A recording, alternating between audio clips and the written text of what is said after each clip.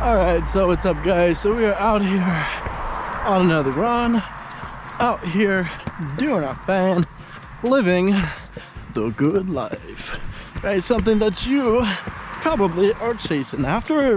Who knows? You might already be living.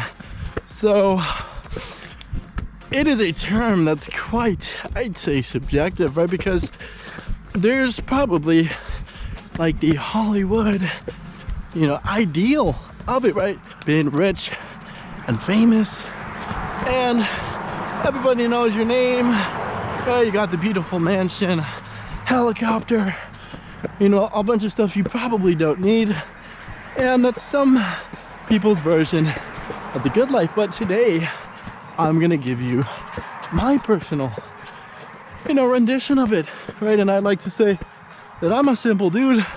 It doesn't take that much stuff, right? Because I just define that as stuff, right? Simply material objects, to make me happy, right? To make me be at a base level of happiness. So without further ado, we're gonna give you 4 tips on living the good life. And without further ado, we are gonna go into tip number 1 as far as living the good life. And this is, in terms of your financial position, right? Getting into the position of financial freedom, right? As Tony Robbins describes it, it's as, if you don't have to work, right? You choose when you want to work, and so forth, right? For so many people, that seems preposterous. It's crazy, right? They can't imagine being in that position. But, there's many people on the earth that are like that have that fortunate position, right? And many of them, some obviously you have the super wealthy people, right? That have all this stuff, but you'll be surprised there's a lot of everyday people, right? Quote unquote everyday people. And all they did was, become frugal with their money. They saved it. They didn't buy a bunch of unnecessary materialistic things when, they got a certain amount of it, right? When they got paid, right? Because so many people, you'll see when you go to work and stuff, they're very happy on payday, right? That Friday, whatever may come, right? The second Friday, right? 2 times a month, whatever it is, everyone's happy. But within the next couple of days, they'll be waiting for the next one because they probably spent most, if not all, of the money, right, on unnecessary stuff, right? They'll get paid on Friday, and that same night, they're out at the club, right, partying it up. Then Saturday, they're gonna go to a fancy restaurant, spend a bunch of money that they don't need. Then Sunday, who knows, they might watch a football game, right, whatever it is.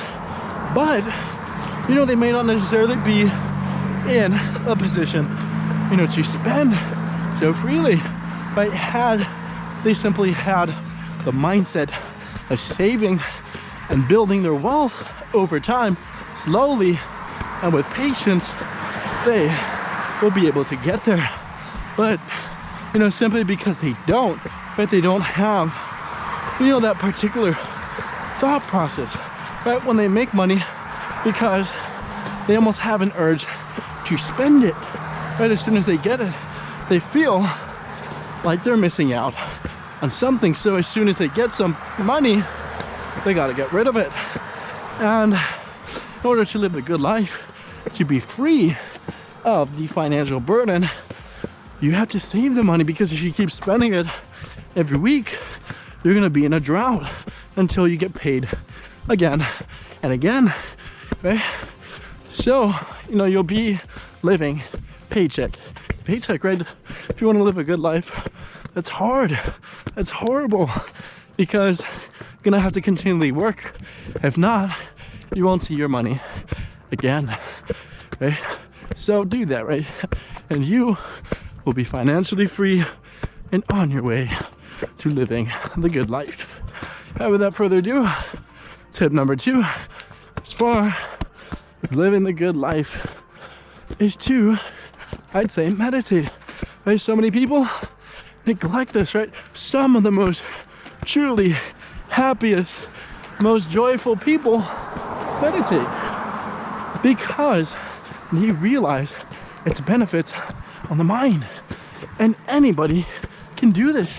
Rich, poor, whatever city you're in, wherever you come from, you can meditate, right? All you have to do is probably find a place of peace and quiet, but some are even able to do this in crowded places with noise I've seen and done before. So, you know, by doing that meditation, you're gonna be boosting your mental health, right? Your mental well-being. You're gonna see how powerful you feel mentally, right? You're gonna grow yourself. It's like going to the gym and building muscle, but you're going to the gym as meditating because you're building that mind strength, right? It takes work to build, and you know, through that exercise of meditation, you're gonna feel great. You're gonna feel awesome about yourself, and you will be on your way to living that good life, that awesome life. And you know, tip number 3, as far as living the good life, man, I'd say is to not focus on short-term pleasures, right? Those pleasures of, you know, having to get into a relationship, having, you know, to spend frugally, live this crazy life. I've even like amounted to drugs and other, you know, bad things, right? Bad substances that you can take, right? Those short-term pleasures, those dopamine hits, right, that you get from drugs and sex and other things, right? And it doesn't mean that you may not be able to enjoy those things in moderation, right? Have a cup, you know, of wine every so often, right?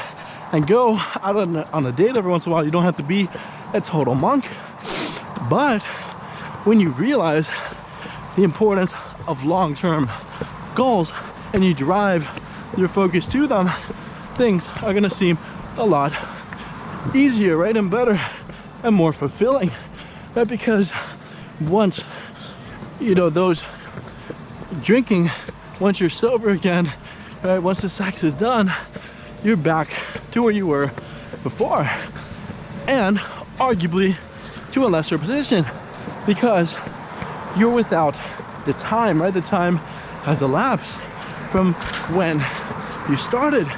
So while it may have felt great in the moment, you have to realize that it does very little for you long term. In fact, hurts you.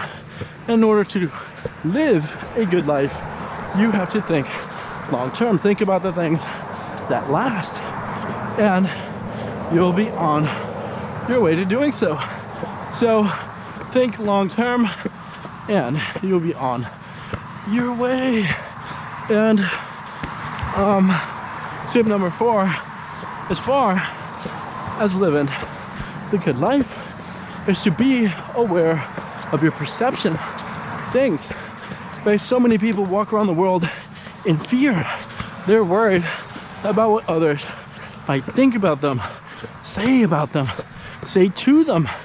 Right? They're living in a sort of scarcity, right? Almost like a dog walking around with its tail between its legs. Right? Although we figuratively don't have tails, you know, it's seemingly like that. And you know, so many people can fall into that trap. It's hard to get out of it. But you know, for so many of us, all it takes is letting go. Letting go, you know, of other people's beliefs about us, right? Our, you know, stressing of importance on them and so forth. And it's probably, I'd say, one of the most, if not the most freeing thing you could do for yourself, right? Beyond the money and power that you may obtain, right? Because it all starts there. It all starts in the mind and how you look at your situation, right? You can look at $1 million mansion, right? We're surrounded by those here as, you know, something great. It's a beautiful house, but so many people look at it as a burden, right? Extra property taxes that they have to pay every year. You know, there's something that they have to clean, right? More rooms to maintain, right? They look at it as something negative. But beyond that is realizing how you look at it, because how you perceive it dictates how you feel about the house. And then the house itself is not going to seem so significant in the long run, right? When you compare, you know, your thoughts about it. So, you know, as always, these are the 4 ways you can live a good life. And, you know, as always, we say thank you very much for watching, hanging out, do your thing. And as always, we say thank you and thank you so much and goodbye.